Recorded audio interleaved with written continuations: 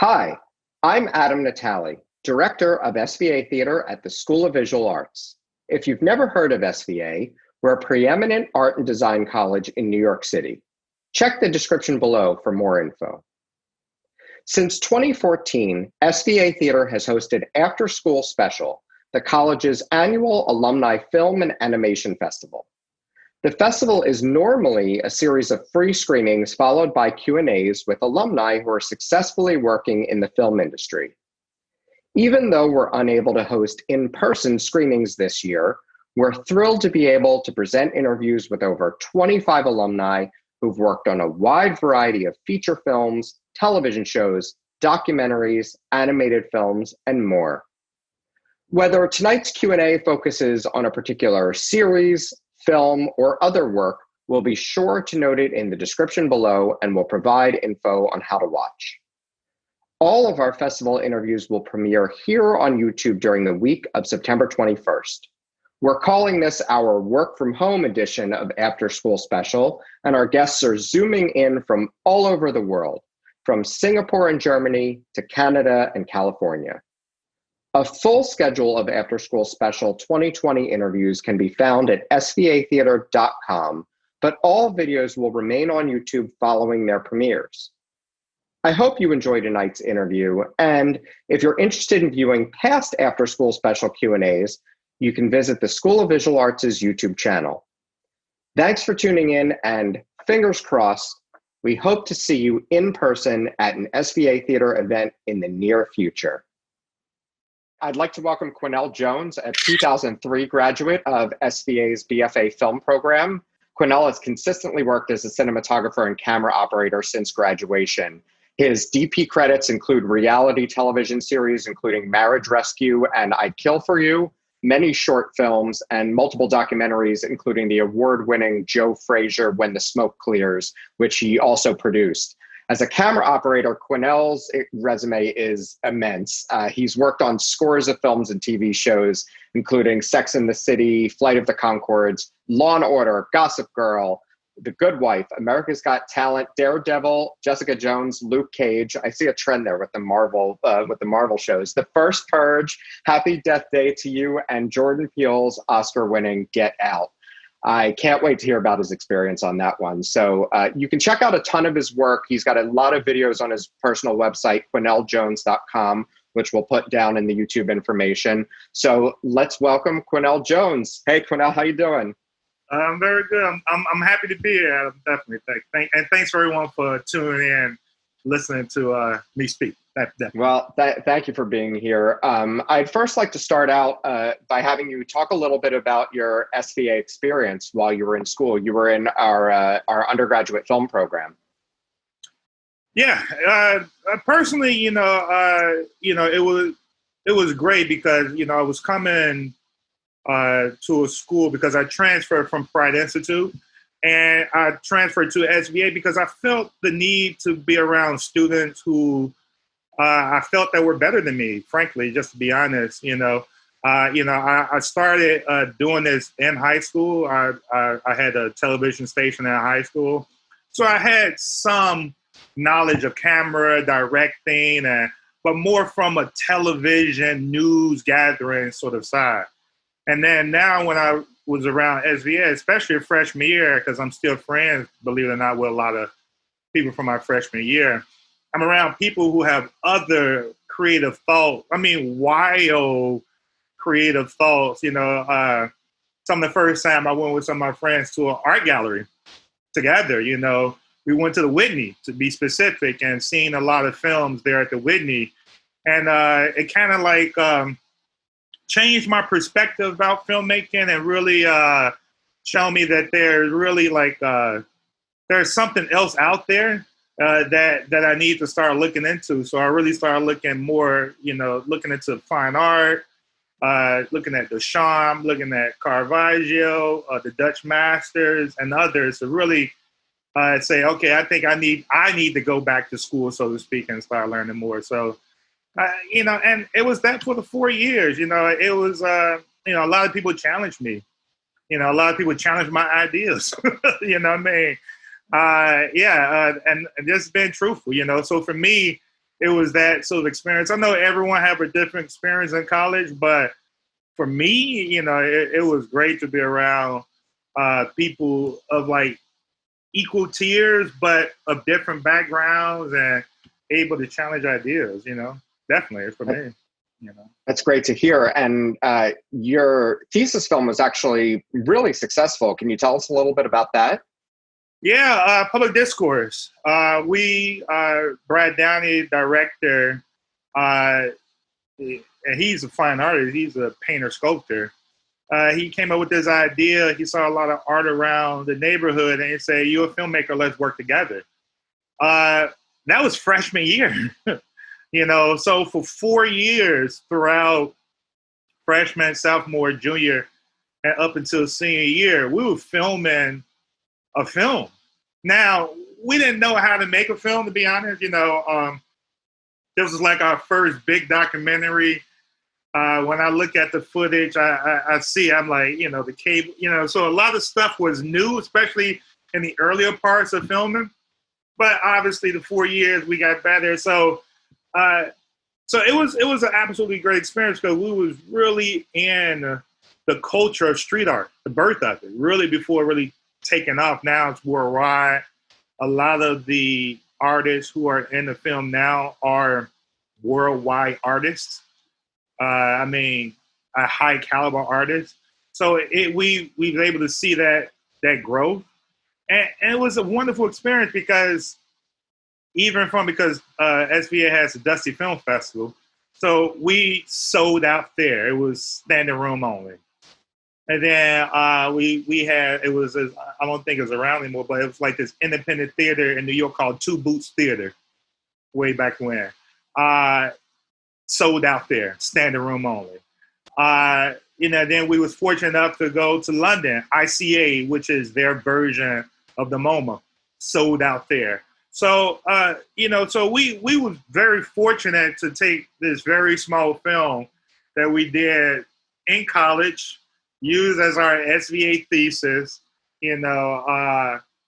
obviously graduated from it, and it's still been distributed. And even last year, it was screened in France, and the film to this day has still been translated in other languages because it's represented as like the first real birth of street. Even though there are other street art films, and we know about Banksy but they came after us.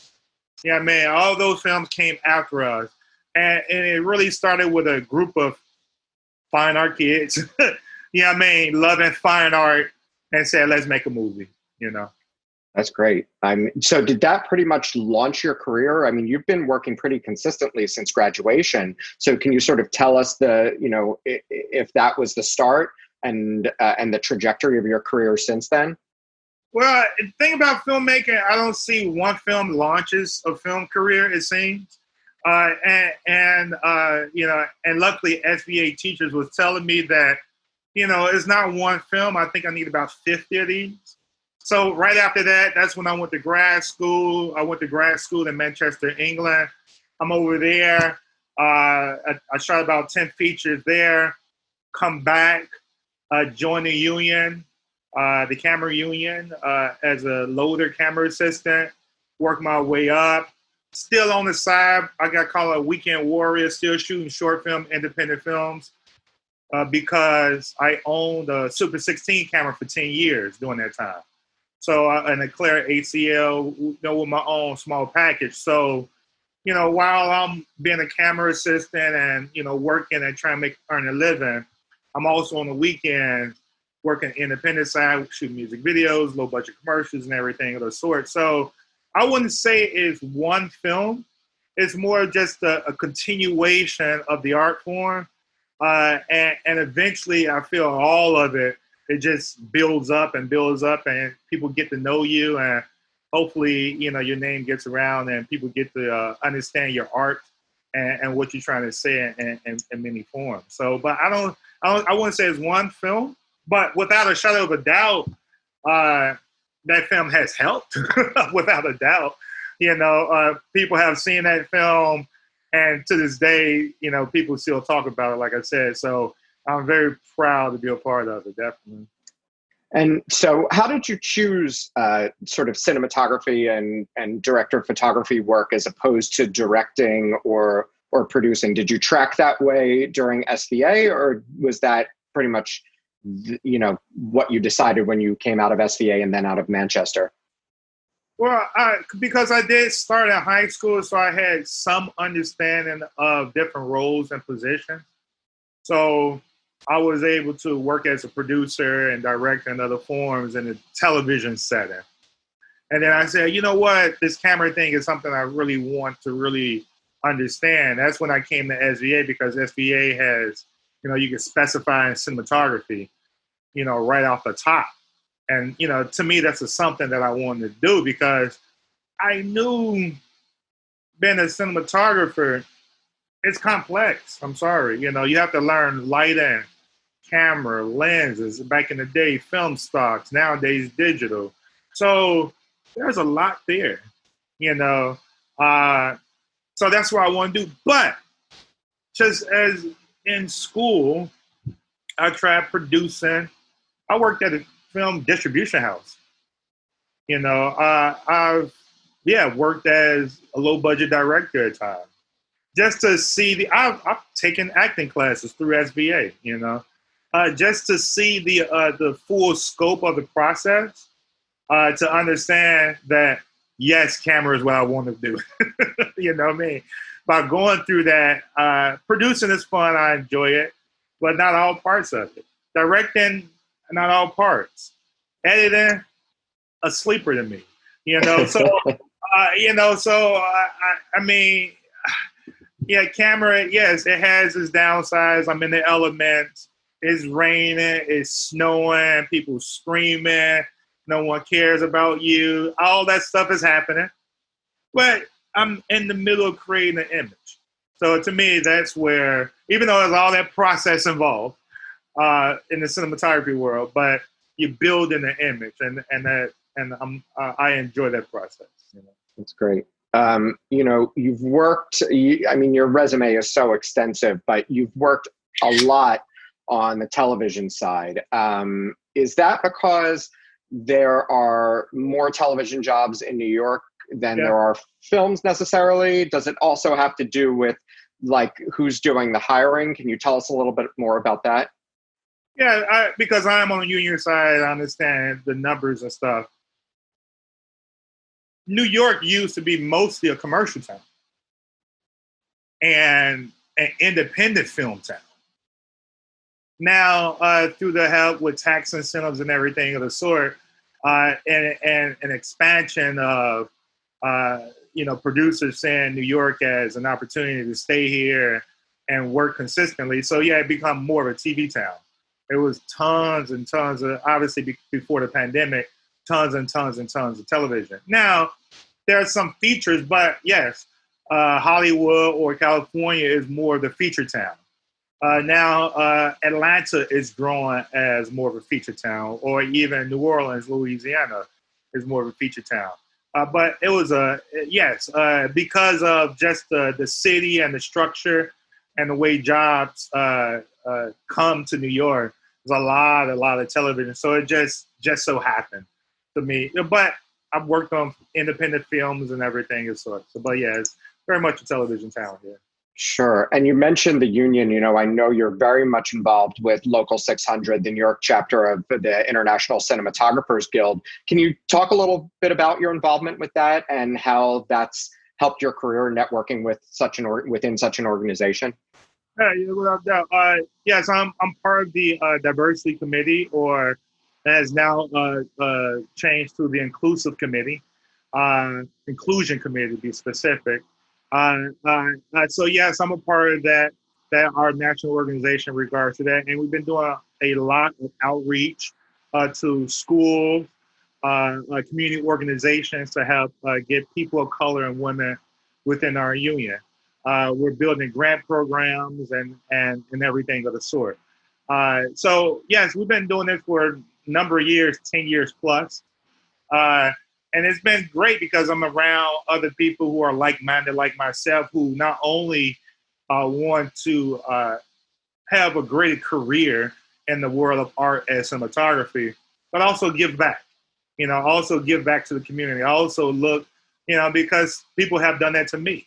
You know what I mean? So I'm around like-minded people who want to see the stability of the union stay strong, who want to see the growth of the union in many other ways. Even though, yes, there is a history in unions of being non-inclusive. But those days are hopefully changing. The leadership now, especially, and that's where it starts, the leadership now is much more inclusive and open to inclusion, definitely, It's a lot of work to be done, without a doubt. No doubt about it, a lot of work to be done, but the work is being done. That's good to hear. Can we hear a little bit about your personal experience being a Black man in the industry and any challenges or issues you faced along the way? Of course, as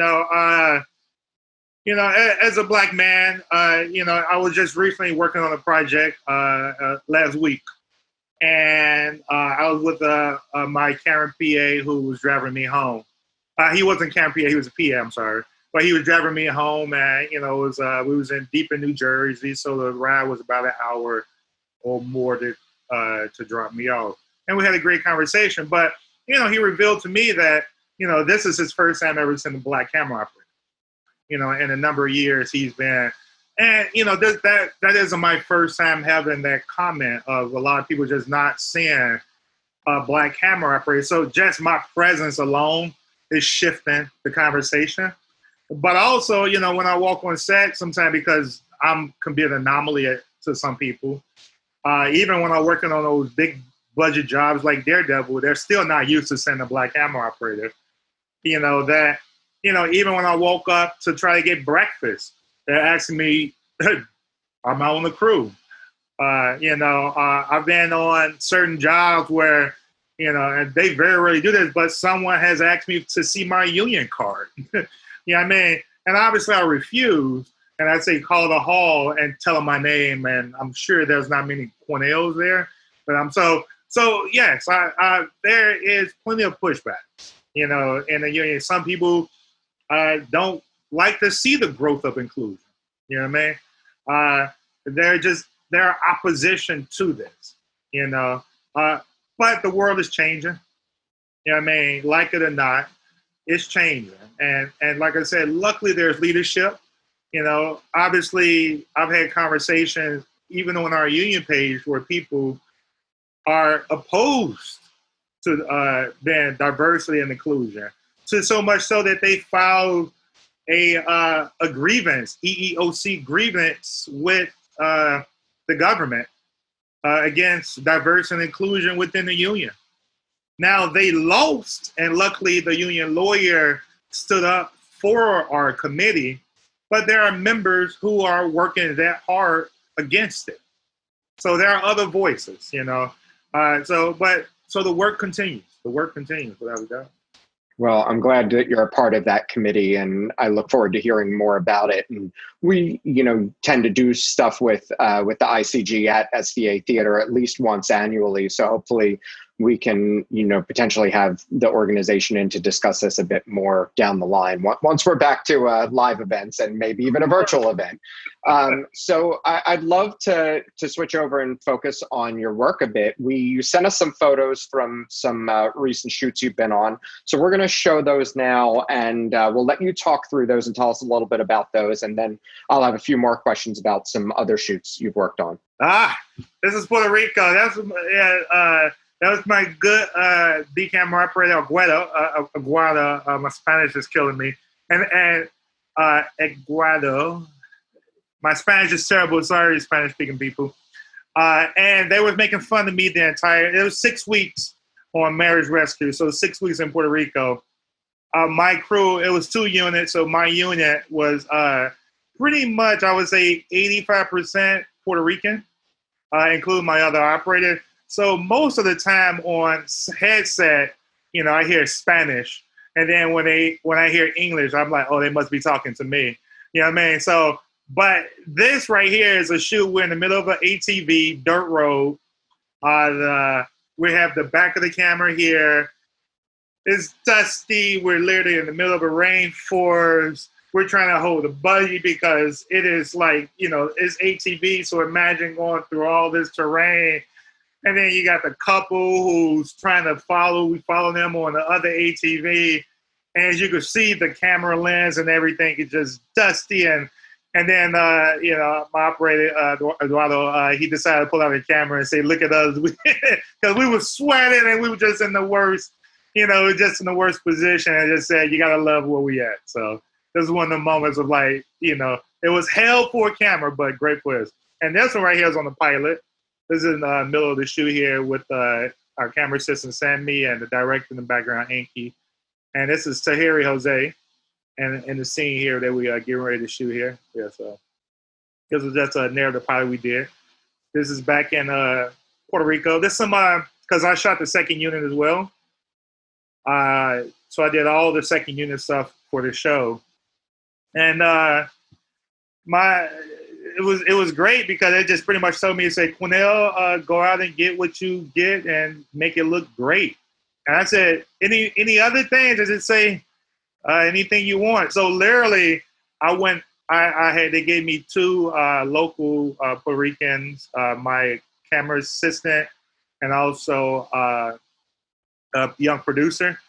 And she and he, they took us all over the country. I mean, like literally, I can unequivocally say I've been all over Puerto Rico, because I've been in parts of Puerto Rico. Even they said, I've never even been here. You know what I mean? So even they was like, wow. So this is old San Juan. So this is like a tourist area. So, but this is one of the beautiful locations of Puerto Rico. I mean, I've been all over that country. I was had the pleasure. So this is back with the pilot here, and this is with Jim Jones, the rapper. You know what I mean? So this is in the middle of set up a shot. It was raining that day. And it was like, not like, was that misty rain? You know what I mean? That spits everywhere. Now, so we're trying to rush and keep all the actors in the car, and you don't see behind the trucks and the crew and makeup and hair and all that stuff. That's not in this picture, but it was just like rain, and it just like that sort of rain that's like, oh. Now this is the crew photo from the Puerto Rican shot. This is this is my unit from, we have the director, my operators, sound persons, assistants. So yes, this the crew photo here. Great crew, wonderful crew. And this is set up a shot at the beach. It's tough to work, when you work in the beach, outdoors. You got the sand, you got the wind blowing. And then, when you're trying to make a movie, but it's beautiful, and so you have that contrast. So even our characters, they're like, everyone, the focus sometimes gets away. So this is one of them shots where we literally just waiting on everyone to show up, when you're waiting on talent. So this is the moment when everyone was waiting on talent.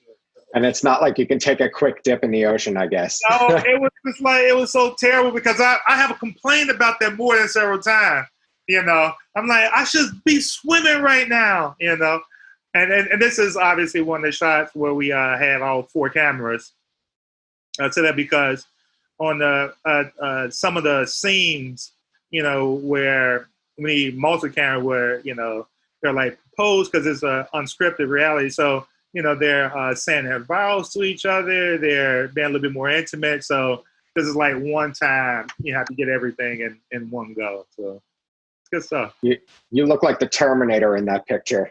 I know. I'm not exactly.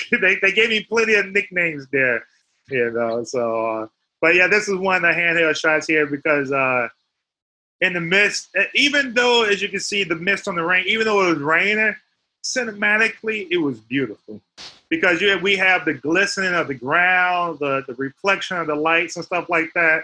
So this is one of those moments, once again, the crew is right behind the camera. This is in the middle of the night. And, I forgot, we lost the location. This is our second location because we did everything right.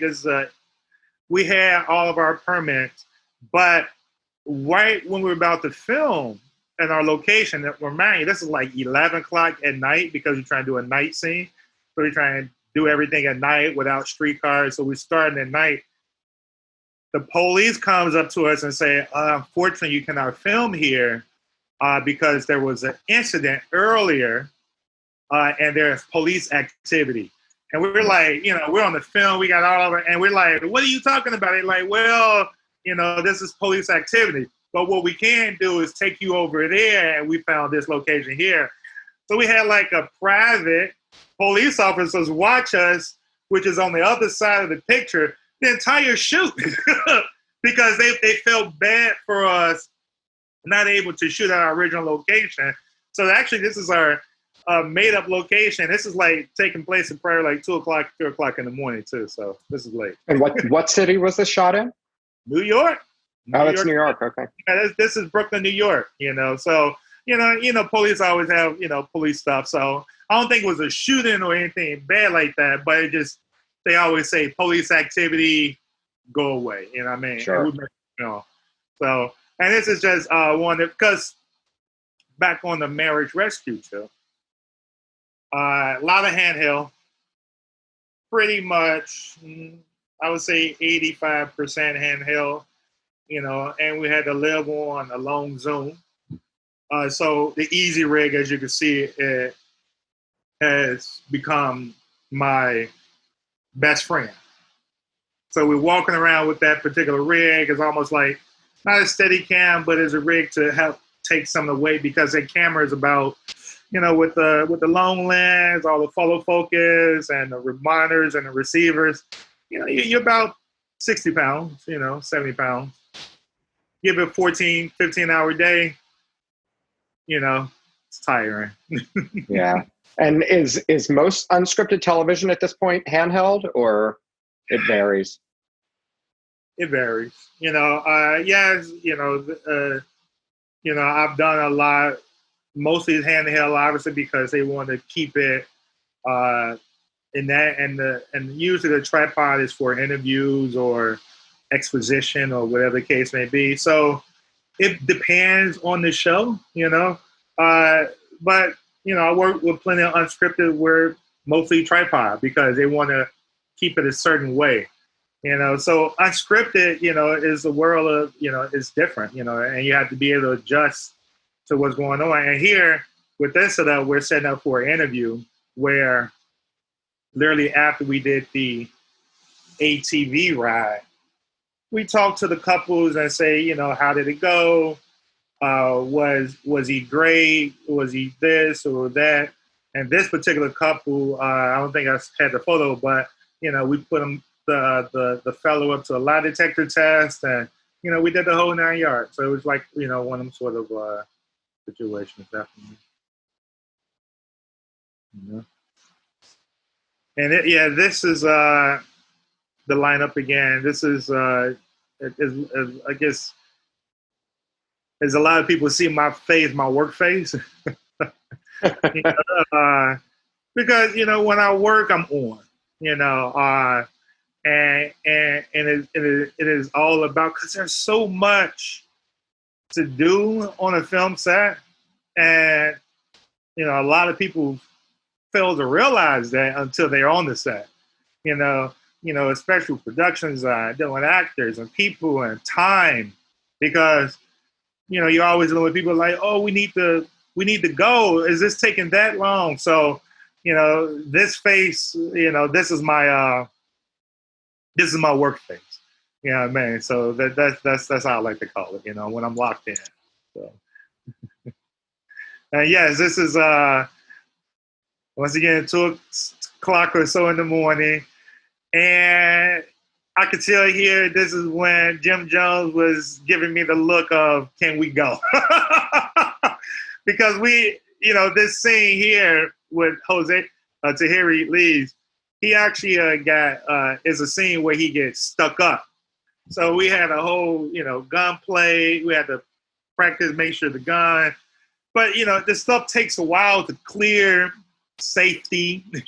You know what I mean? We're dealing with rain.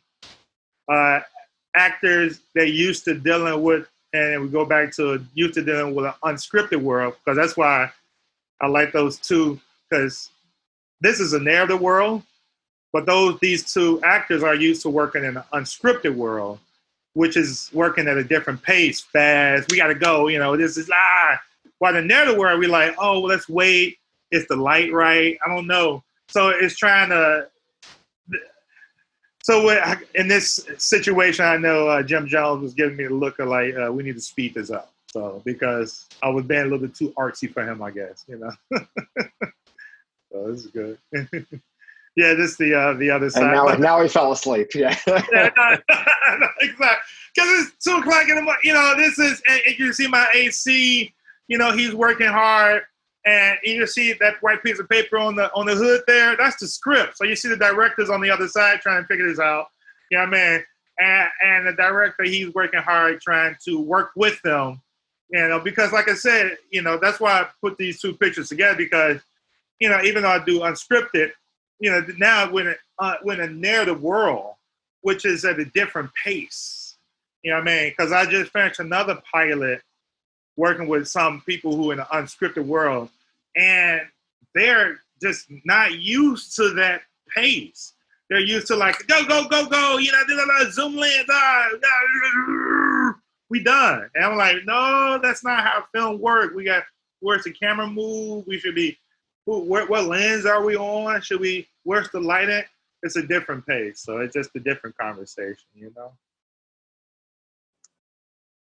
Yeah. But I have to say, and this is the continuation, but Tahiri, she was great. Jim Jones as well, but Tahiri, because she was one of the main protagonists in the show, and she was seen mostly throughout every scene, I would say pretty much. She was wonderful. Even though coming from an unscripted background, she was able to harness that narrative side of her. You know what I mean? So this is why we're in the middle of a scene, and she killed it. She did a great job, and I'm happy on how the show came out. We didn't get picked up, and we didn't make millions of dollars, but the look and the feel of it, and the camaraderie with the crew was wonderful, without a doubt. Yes, and this is my illustrious camera assistant, Sammy, working very hard for me, because very tight schedule there, and this continuation of that. So even though the lineup didn't get picked up, is it available anywhere to watch, or? Yeah, you could go, or because you could go on my YouTube page and website, and it's actually on my website, because just like pilots, and not everything get picked up. We was competing over with the Jay-Z streaming service title, and he was looking at other projects. But that's how it goes. But for me as a creative, the project itself still looks great. The people on it involved, from hair, makeup, wardrobe, sound, I think we did a great piece. And both of those pieces, the lineup and Marriage Rescue, you were DP on those. Marriage Rescue is available on Paramount Network. So, switching over to your camera op work, I know that people want to hear about your experience on Get Out. I mean, it's one of the biggest films in the past 20 years. So any thoughts? How long did you work on that project? What scene did you shoot? I'd love to hear more. Yeah, I was, because I did the New York unit. They shot mostly, I think, in Alabama or Louisiana. And this is my my second or third time working with the DP, because I worked on the feature before. And he called me out the blue and said, we're doing New York unit upstate. Would you want to join us for, film Get Out with Jordan Peele? Now, when we got, because it's a small tier film, which is in the union scale, is a low budget film.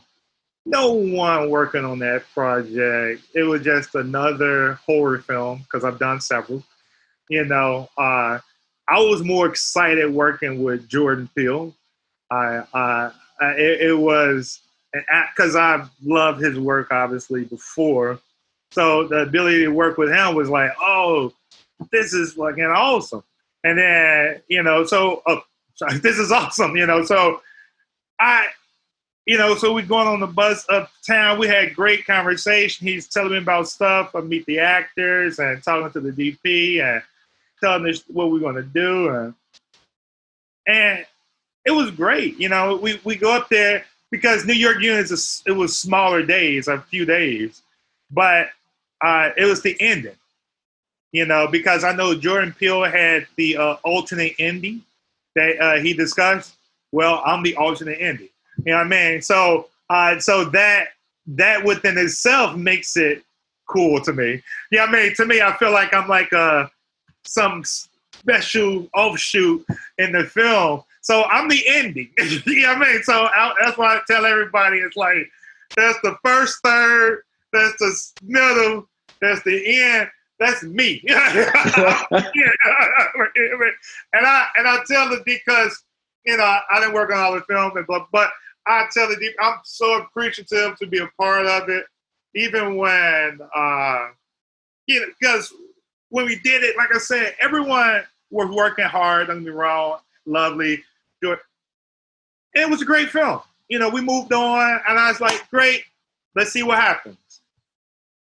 So it does well at Sundance. I'm like, oh, cool, all right, good, And then you get more buzz, and and it's like watching boiling water. You see one bubble, you're like, all right, I guess the water's getting hotter.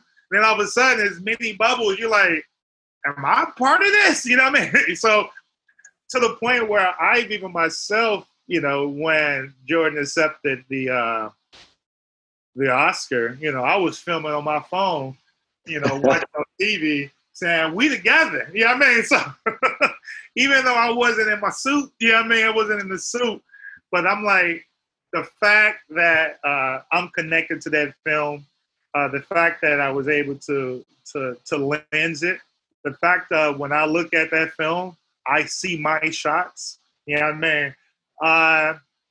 It does, without a doubt, it definitely put big smiles on my face. It's like, I'm like, oh, yeah, I'm happy to be a part of it, without a doubt. So check out the ending. Yeah, that's awesome. And well, I have a question. In that position, I'm guessing you're able to see at least a few script pages for your work, but do you see the whole script or not? Yeah, read the script. Oh, okay. Yeah, I think every film I worked on, I read the script. Probably twice because, when you working at this junior camera operator level, in my opinion, you got to come prepared. And how I come prepared is knowing the script to the best of my knowledge. So, yeah, I read the script, but once again, like any great story, you're like, oh, this is cool, But a lot of scripts I read and seen a film, and it's nothing like the script because they got a post-production and they did that and they put this on that side. So even for me, working on the film is always that, oh, how is it going to turn out? And, oh, are they going to use my idea? Oh, they did use it, actually. Oh, actually, they did listen to me.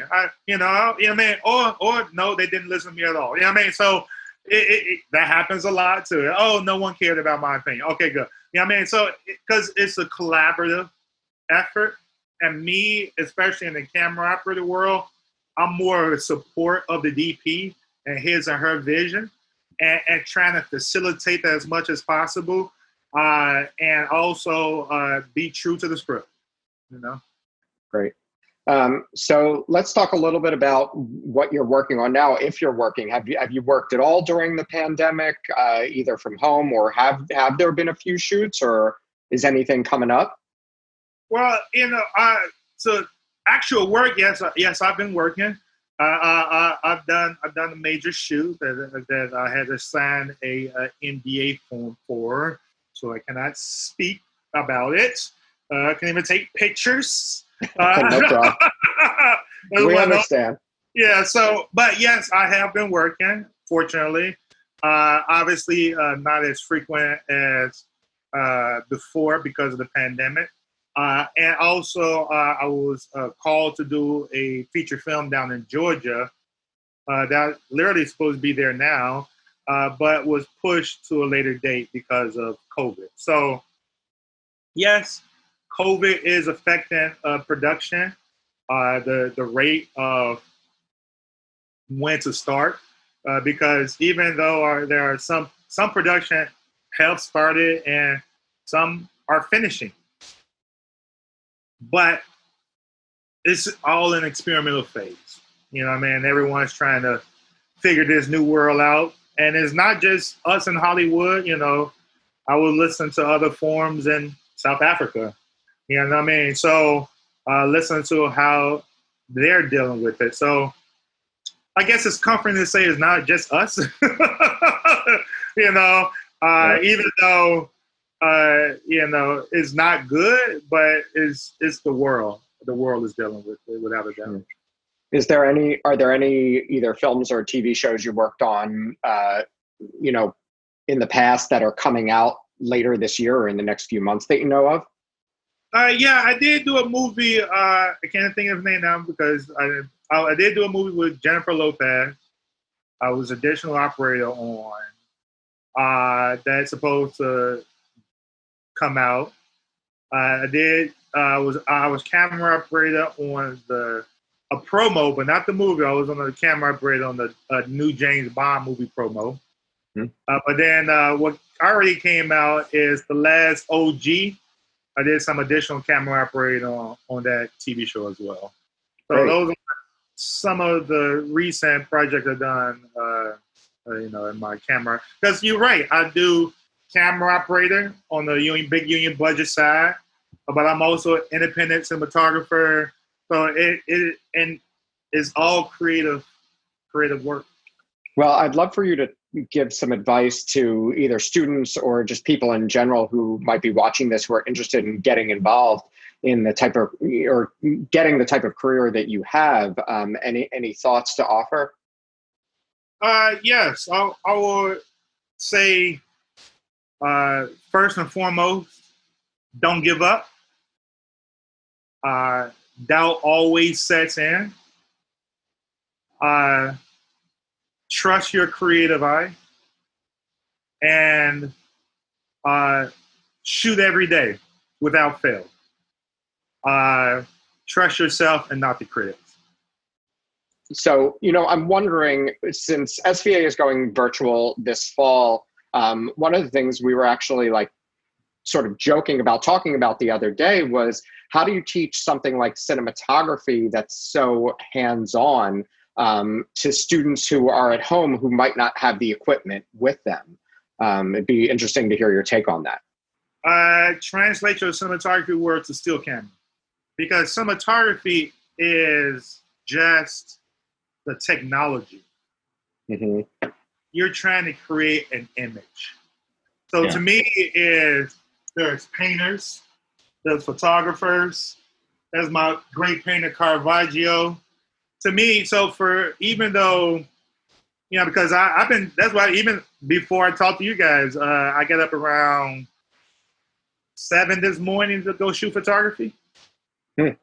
So that's what I did this morning. You know what I mean? So I do this every day. And to me, and cinematography is just technology. To me, I'm creating an image. So if you're a young cinematographer and you're in a pandemic phase and the technology around you is limited, well, the ability to create an image is not, though. That's great. Well, I just want to thank you. It was really great being able to see some of your work. And like I said, you have a ton of videos on your website, including the lineup, which I can't wait to watch now that I know all about it. So QuinnellJones.com, again, that'll be down in the YouTube information section of this. So I want to thank you so much for your time, and I look forward to seeing your work. We're already seeing your work on screen. No matter what we watch, we know you've touched it in some way, I think. So congratulations on all your success, and thank you again for being here. No, thank you, Adam and Vince. I really appreciate being a part of this. And big ups to SVA, my alum, and good luck to all the future alums of SVA. Thanks for now. All right, thank you. Really appreciate it. I'd like to welcome Scott Ruderman, a cinematographer, producer, and camera operator who graduated from SVA's MFA Social Documentary program in 2016. He's worked with a wide variety of production companies, including Radical Media, Lion TV, and A&E on short films, features, and documentary series for shows on Netflix, Hulu, and HBO, among many other platforms. He's created promotional films for companies like AT&T and Penguin Random House, and has traveled the world covering a variety of content from media organizations including Hub TV and Channel News Asia. You may have seen his work on Hulu's Taste the Nation, Netflix's Unwell, ID's Deadline Crime with Tamron Hall, and the documentaries Whiter Shade of Terror and Latter Day Jew. So I'd like to welcome Scott Ruderman. Hey, Scott, how are you? Hey, how's it going? It's good to see you. Thanks for being here today. I'd like you to first start by telling us a little bit about your experience as a grad student in our social documentary film program. Absolutely. I went to SocDoc from 2014 to 2016, primarily because I love documentaries. I started my career out as a photographer, but I really want to get more into movie making, filmmaking, but I also love telling stories. So that's why I went to SocDoc. And while there, your thesis film, can you tell us a little bit about it? And I know it was pretty successful when you completed the program. Absolutely. So my thesis film was called The Memory Keeper. And The Memory Keeper is kind of a slice of life type of film, I like to put it. But it followed a photographer that was documenting the community on City Island for over 50 years. And when someone passes away on the island that he's photographed, he would kind of put their picture up on this big wall that's in the middle of the island. And that fascinated me. So I kind of followed him around photographing different characters on the island. And as they passed away, I would go through that process. And that was primarily the focus of my thesis film that I did at SocDoc. And so once you completed the program, it seems like you pretty seamlessly moved into becoming a director of photography and camera operator for short and feature documentaries, as well as several docuseries. So can you talk about sort of what launched your career from SVA into the industry? Absolutely. So while at SVA, during my final year, I kind of started, working in the camera department as an assistant cameraman to some of my professors actually as well. And that kind of opened the gateway to my career in camera department. And from there, I kind of worked my way up. And what's interesting about documentary, being an assistant cameraman versus, kind of a narrative film, is that, the crews are much smaller. So you're learning a lot more.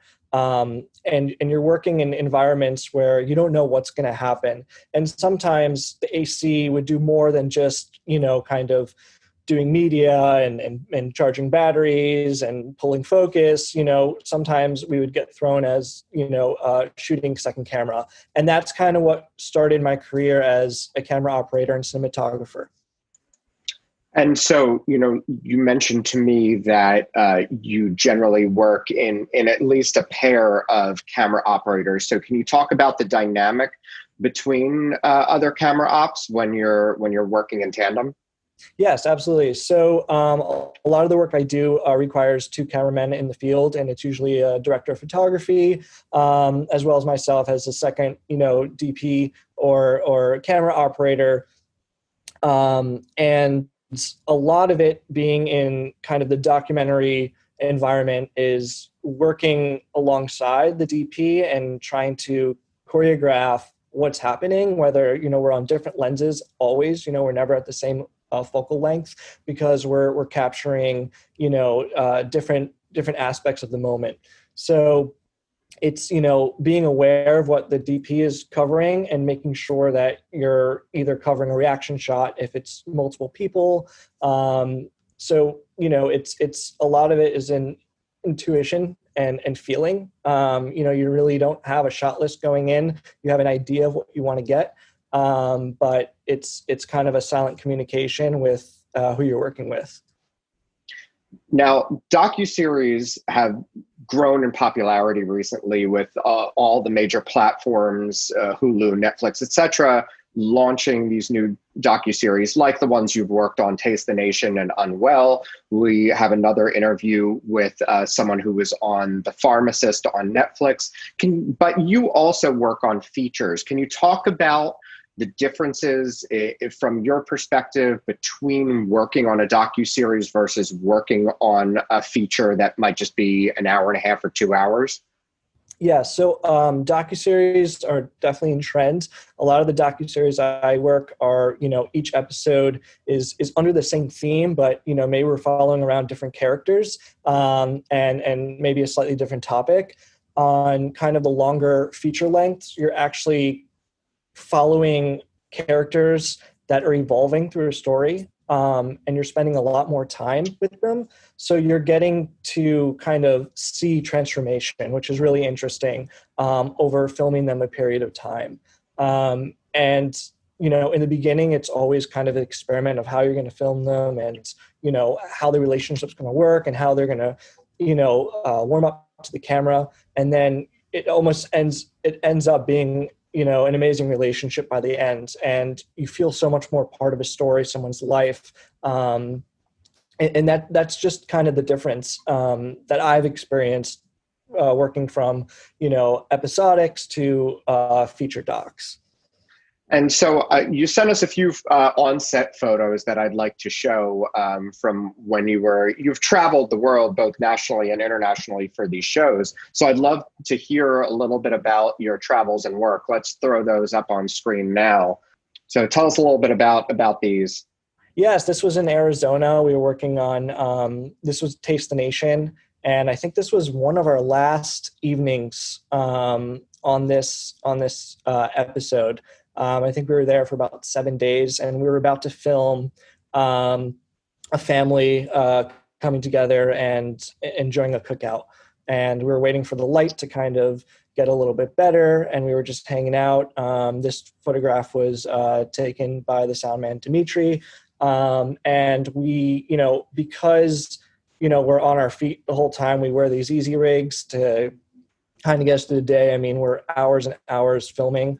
And capturing, because like I said, anything can happen in front of the camera, whether it's Padma's going to say something, Padma Lakshmi, or, someone at the table is going to say something. We need to be ready. And I think this was the Native American episode, the American Indian. Yeah. Right. It was a great episode. This was on Unwell. This was in Mongolia. And we were there filming breastfeeding culture. And the premises of Unwell, it goes into kind of like the alternative medicine world and kind of seeing if, for this episode, if drinking breast milk would help cure cancer or, prevent other illnesses. And here we were filming mainly Mongolian wrestlers that were breastfed until they were about 6 years old, because the idea was that they would be stronger fighters. This was, I was a camera operator on this. This was on Deadline Crime, and we were filming a murder series in Hobbs, New Mexico. And this was shot one of the evenings. I think, again, it was one of our last evenings there.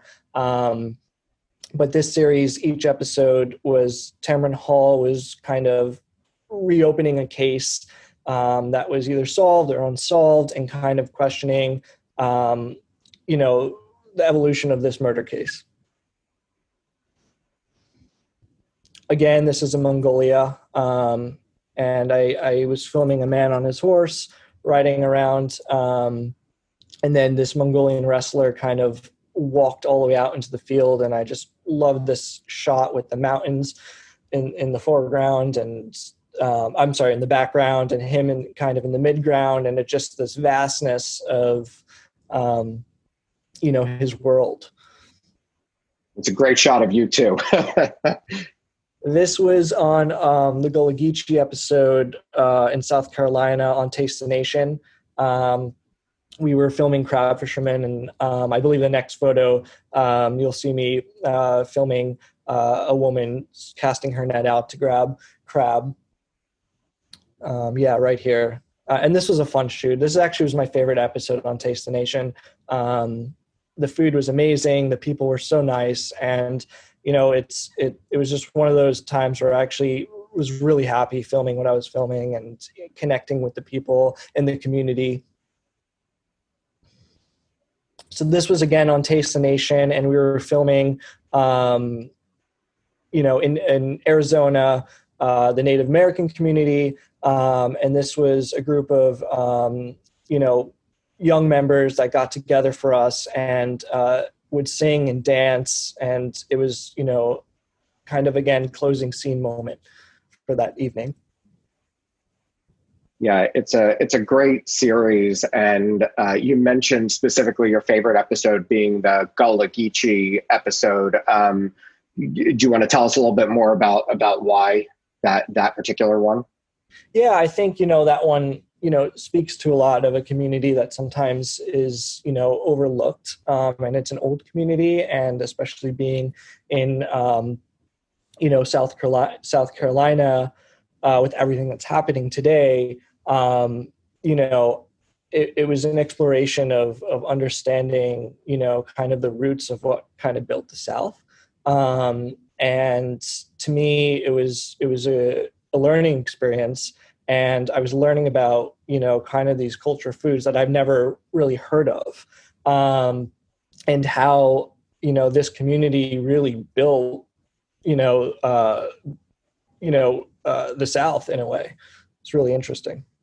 And so you worked on every episode of Taste the Nation. And for those of you who may not have watched this series, it's on Hulu. It is a food series that documents cultures throughout the nation, whether they be cultures, especially, in terms of their food, that you may not be familiar with, but they're cultures that you surely are familiar with. And Padma Lakshmi of Top Chef is the host. It's a thoroughly interesting series. Do you want to tell us a little bit more about working on the series and what it was like working on all of the episodes and traveling throughout the country? Yeah, I think, it's interesting because each episode was very different. The food was very different, but it was really interesting to see how through food, indigenous communities and, the immigrants that arrived here have shaped, all these different places around the nation through food. It is really interesting, and how the food has not only become Americanized, but how has kind of,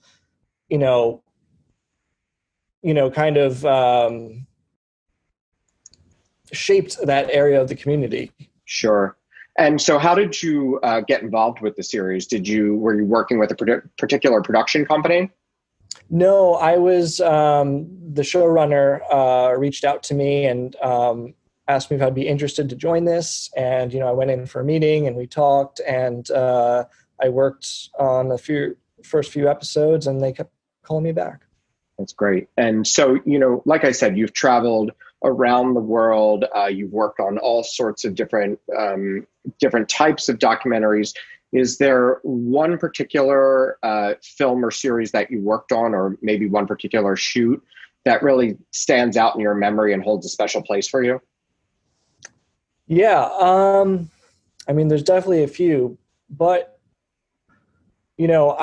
right now I'm actually working on a documentary that I'm kind of doing myself. And I've been working on it for close to 2 years now. And I've been traveling across the nation, filming with type 1 diabetics like myself that are struggling to afford insulin. Because insulin prices in the United States has gone up so high. And spending a lot of time with them and realizing the struggle that they're going through. And it kind of hits home to realizing how fragile life is, and myself being a type 1 diabetic, and that I'm, kind of freelancing and still able to afford my health insurance, but, a lot of people in this country cannot, and the lengths they're going, some unfortunately have passed away to stay alive, and what's supposed to be the greatest country in the world has definitely shaped my mind and given me purpose to why I'm doing this. And it goes back to the idea of, I love being a DP, but I also love being a storyteller at the same time. So looking ahead in my future, it will always be both directing, producing, and as well as cinematography. That's great to hear. And is this more of a film? Is this a series? What are you thinking for the end product? A feature-length film. So and do you have a timeline as to when you think this will be complete? Absolutely. I'm aiming to complete it by next summer, because 2021 will be the 100th year of insulin discovery. Okay. And so I assume you've been working on that during the pandemic in some capacity, whether you've been editing or processing or something like that? Absolutely. I think, COVID has kind of, I like to put it, a blessing in disguise in some ways, where it's allowed me to kind of focus on my own film, and has allowed me to travel in the sense of visiting my characters and filming them more and more and spending more time with them, and also kind of showing, what they're going through during this time. And I think it's important. I think, what's happening right now is definitely something everyone should be documenting, because it's an important, time and around the world. So you're in Connecticut right now at your home, but for the past few weeks you were up in Maine. Can you talk about what you were doing up there? Yes, I was working for Vox Media. I was doing a shoot on they have a show on Quibi called Answered, and the host is Cleo Abrams. And every episode they pick a topic that they will try to answer it in 6 minutes. It started during COVID. For example, do dogs, get COVID? Why or why not? And they would answer that in 6 minutes. And I was in Maine, and we did poison ivy, and kind of what plants have it, and how many people get it, and so it was 6 minutes about poison ivy. And hopefully you didn't get poison ivy while you were shooting poison ivy. Well, that's great that you got to shoot. Seeing as film shoots are not yet up to back to normal, can you talk about that shoot, and was it done any differently than a normal shoot would have been done in light of COVID? Absolutely. I had to go through a PPE training. And, when you're on set, it's 6 feet apart, masks, gloves, we're taking readings for, temperatures. I did get tested. It wasn't necessarily a requirement, but I did get tested, prior to going. And again, what was different is usually we would be a bit bigger crew and maybe have a soundman on board. But this one they didn't. They really just wanted a DP that can do sound. So I was able to do sound. And one thing that's interesting is, putting a lavalier mic on somebody. Before I would go ahead and do it and apply it, but now it's kind of, I have to walk them through how to do it. And it's interesting, it kind of, I don't think it, it definitely makes, kind of the shoot longer, but it's quite nice not having such a big shoot. On Taste the Nation, we were 17 people at sometimes. Yeah. And did the entire crew have to quarantine at any point, or it was just that the testing? We were just two. It was me and a producer in the field. Oh, okay. So, well, yeah, absolutely.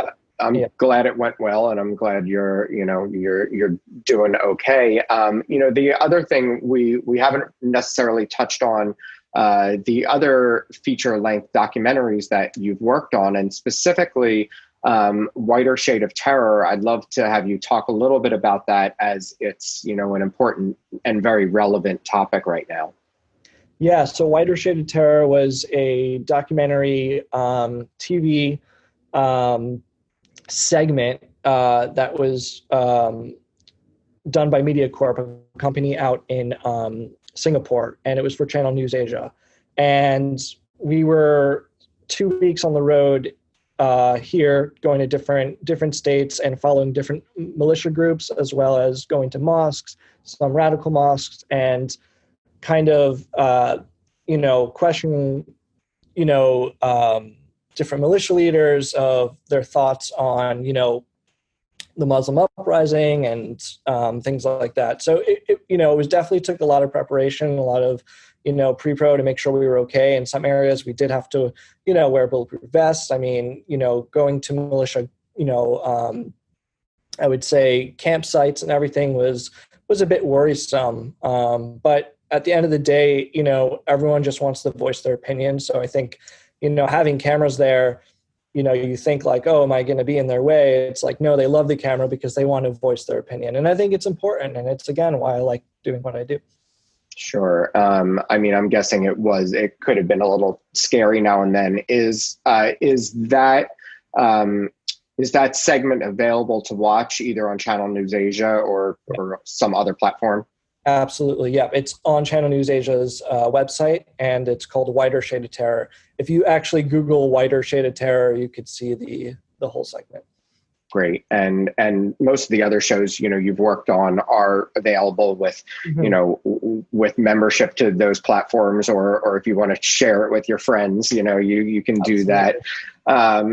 So, I'd love to conclude with any sort of advice you'd like to offer to students or to folks who are looking to get involved in this industry in general, especially as, working behind the scenes as a camera op.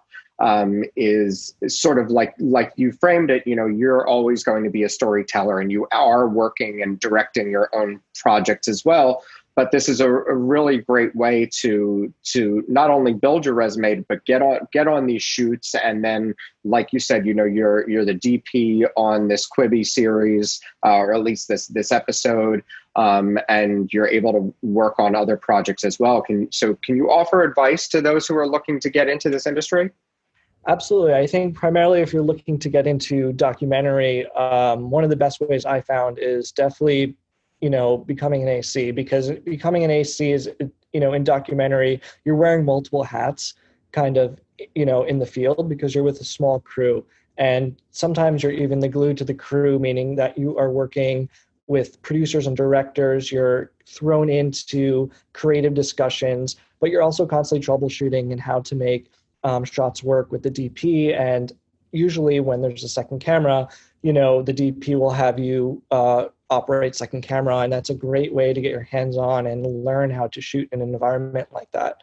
Going back to my sock doc days, really what helped me understand how I was shooting better was editing. Editing wasn't my, forte, and I couldn't be in a room for hours and hours editing, but editing my own films really helped me learn, how to shoot better, hold longer shots, you could tell, a moment through a stronger angle, where the light is. And a lot of that is reviewing your own work and to not be afraid for people to critique your work. I think, showing your work and having people critique your work is really important. So yeah, I think in terms of, get a camera and go and shoot.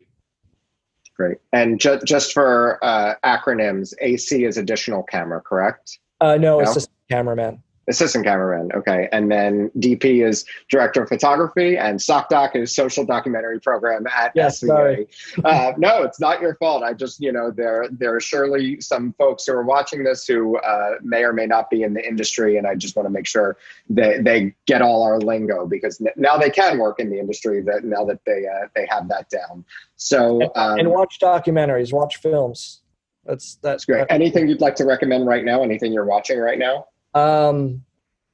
Right now, I'm actually going to watch a documentary that I've been wanting to see for a long time, Sweetgrass. It's an older documentary. And it's interesting because The whole documentary is about a sheep herder that's moving his sheep from one location to the other. So I'm really excited to watch that.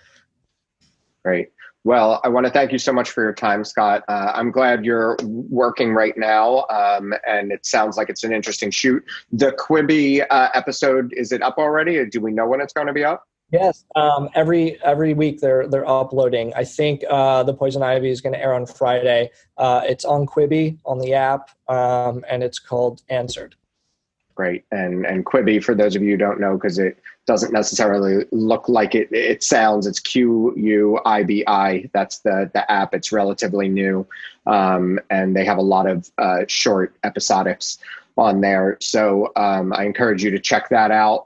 Please keep us abreast of your personal documentary. We'll direct people to your website in the description for this video, and they can keep an eye out for that. So we'll be looking for that. And again, I want to thank you, and congratulations on all your success.